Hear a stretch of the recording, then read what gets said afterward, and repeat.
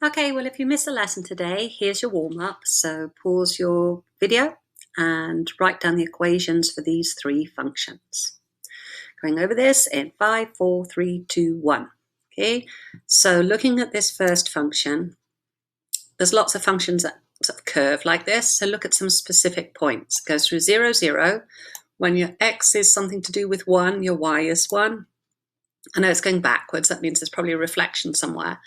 And when another point it goes through is this one here, which is saying when x changes by 4, y changes by 2. So this is obviously something to do with the square root function, but these x values are negative when we were expecting them to be positive.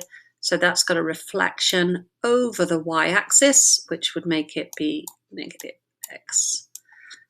Square root of negative x, the negative's on the inside of that square root. This is obviously a parabola, y equals x squared, that's been reflected over the x squared. So the y's, where they should have been positive, are negative, so that's a negative in front of the squared function.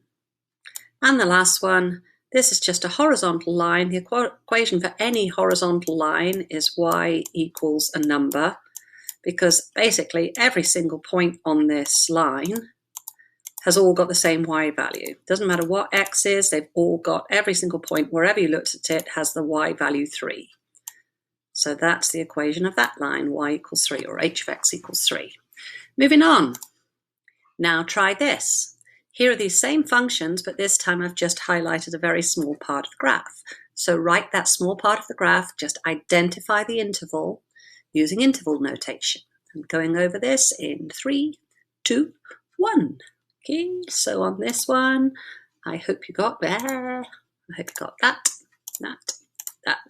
Okay, from negative 4 included, because it's solid, to x is 0 excluded. But just looking, it's all about the interval notation of the domain. So we're only interested in the x values, nothing to do with the y values. Okay, moving on. Now, this was 3 separate functions. Now, if you've had a chance, if you haven't already, stop your video, and if you have a printer, print off your homework. Otherwise, we're going to go over your homework now in class. If you haven't got a printer, you're going to actually have to get some grid paper or really neatly work on lined paper and quite accurately sketch these graphs. The accuracy of the graphs can be very important, so try and make sure you identify where exact points are on some of these functions. Now in the homework, what we're going to do is we're going to start off with a graph that's built up with these 3 little pieces. So write an equation for the piecewise function k of x in the graph below. If you look at this, this is just one function. There's one function named k, and there's one equal sign. But when you look at the graph, you can see it's in 3 different pieces. Now, if this was printed, they'd all look black and white. They're not normally in color like this, and it's not really very clear that something is changing from the red bit to the blue bit. If that was black and white, there's a sort of strange sort of dimple in the graph. You need to know that. Now, we know, having already highlighted these to you, that this blue segment here was actually part of a parabola, and we've just taken part of it. That's not that clear looking at it. There's plenty of graphs that would curve a bit between x is 0, 0 and a point like 1, negative 1 or 1, 1. Plenty of different functions can spot that, but we've been given a hint on this one by the warm-up. So to write this in interval notation, we've got these 3 pieces of graphs. It's one function. Ooh, that wasn't very vertical, was it? Ugh. If I took up the vertical line test, let me just squidge this a bit so it's there. That's almost vertical now. If you get the vertical line test and go across this once from left to right, you're never crossing the graph in more than one place. Here, something is changing, but you're still just crossing at one point. And when x is 1, you're crossing the graph down here, you're going past a hole up here. Okay, so it's one function. So as we go from left to right, this is what we need to write. These are the equations of those graphs we identified, and we're saying we're using this function for all x values between negative 4 and 0. And then we're going to use this part of the parabola, minus x squared, just between the interval of x is 0 and x is 1. So now this wasn't very clear. This point here at the origin, 0, 0, we can't tell when the graphs are all put together like this, was x equals 0 part of this function, the top one or the bottom one? And to be honest, there's two correct answers to this question. You could have made this up here be less than or equal to 0, or you could have made this one, this 0, is less than or equal to x. Only one of those should be able to equal x. If I took an individual x value, like x equals 0, it should only fit in one of the definitions, the definition for this piece, the definition for this piece, or the definition for this piece. It shouldn't go into two different intervals. X equals 0, if it's not included there, can be included here. If it had been included there, then it could not be included there. Every value of x, if I gave you one value of x, you should clearly be able to say, okay, that goes in this interval, or it goes in this interval, or it goes in this interval. Now that very clearly shows when x is 1. If I take the value x equals 1, okay, x equals 1 equals, x is allowed to equal 1. If x is 1, we're in this interval.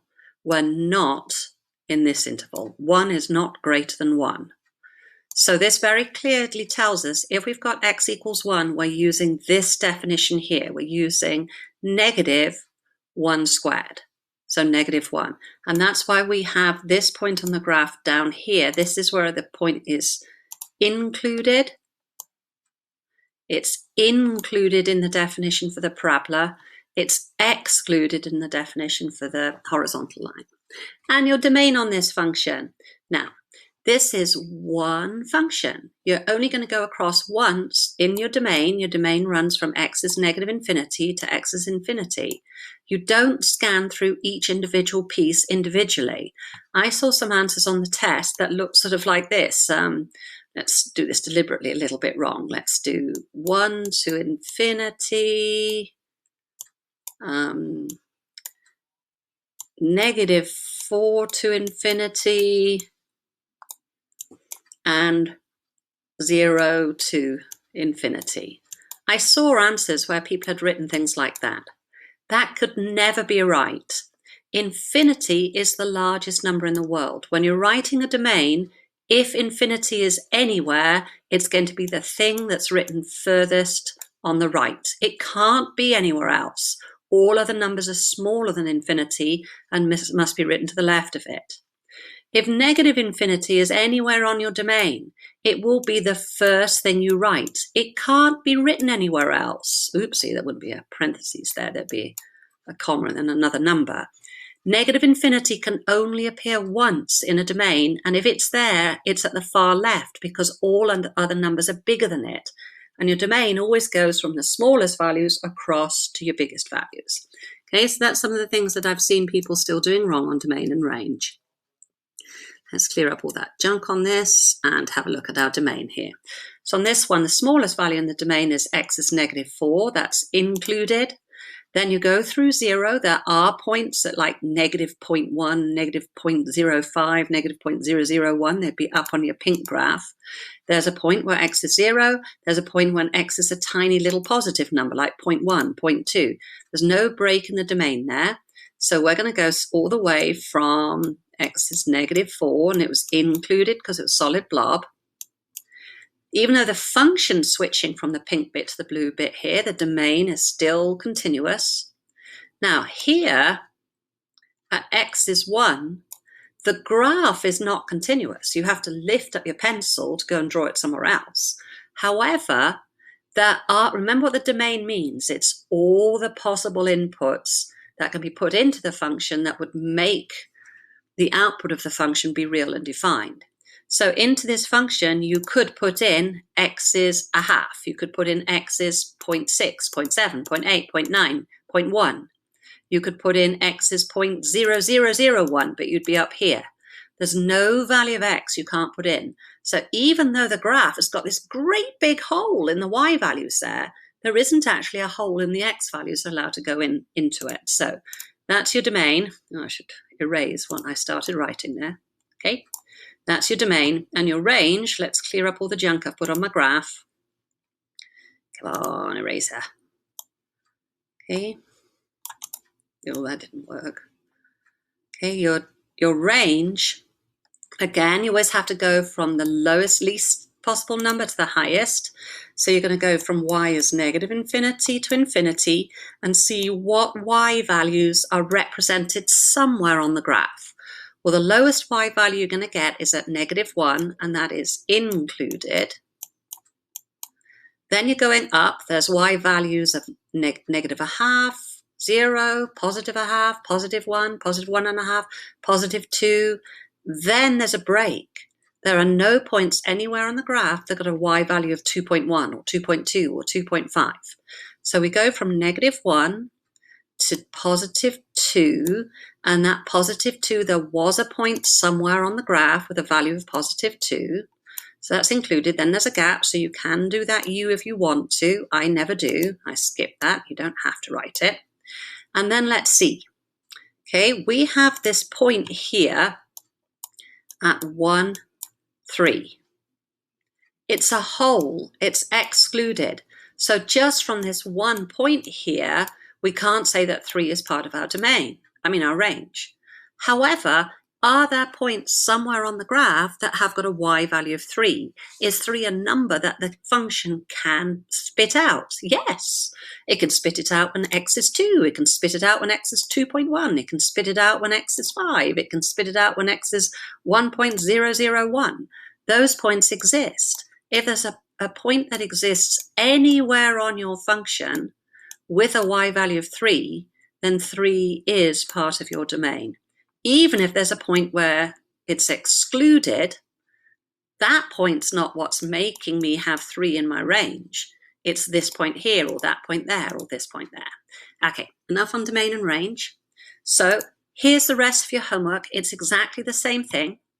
What you want to do, first of all, when you look at this one, I'd like you to write an equation for that. It's obviously something to do with the absolute value of x, and think about it.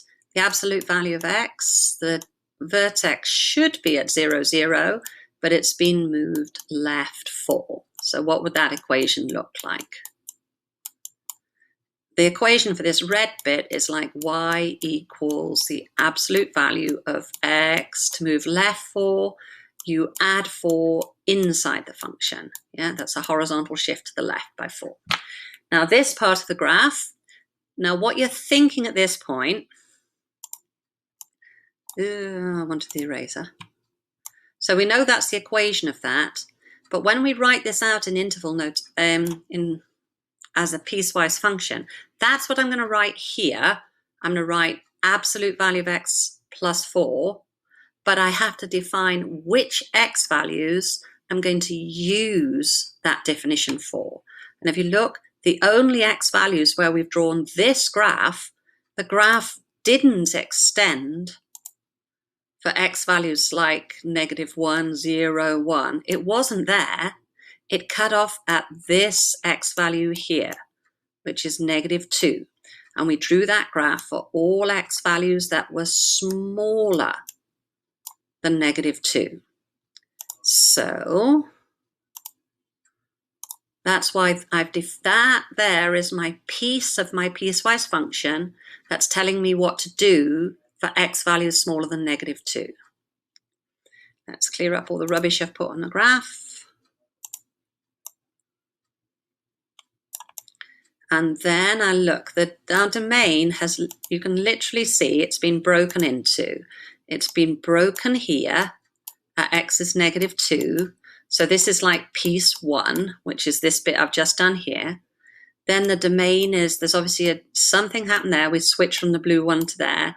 So this is the second piece. So I need an interval to say, and that graph, same as we had last time, it's a graph of y equals -x². And this time it's going to go from x is -2 included, because that's a solid blob, to x equals 1 excluded. So that's that piece of my piecewise function. These bits at the end are critical. You can't just write this. You have to say, which x values am I graphing that for? And the final one is for any x value bigger than 3, bigger than 1, that's x is 1, any of x value bigger than 1, I'm graphing the line, the horizontal line y equals 3. There's a trick on the domain on this one. Do you see the trick? You can kind of see it when you're checking here. If I wanted to look at x equals 2, I don't want that color. If I wanted to look at x equaled exactly -2, where does -2 fit in? Does it fit in my middle line or my top line? X equals 2, well, this doesn't include equals, so it wouldn't be there. It would be, I'm going to use this if x was 2, -2. Okay, it fits in there. That part there is telling me x is allowed to equal -2.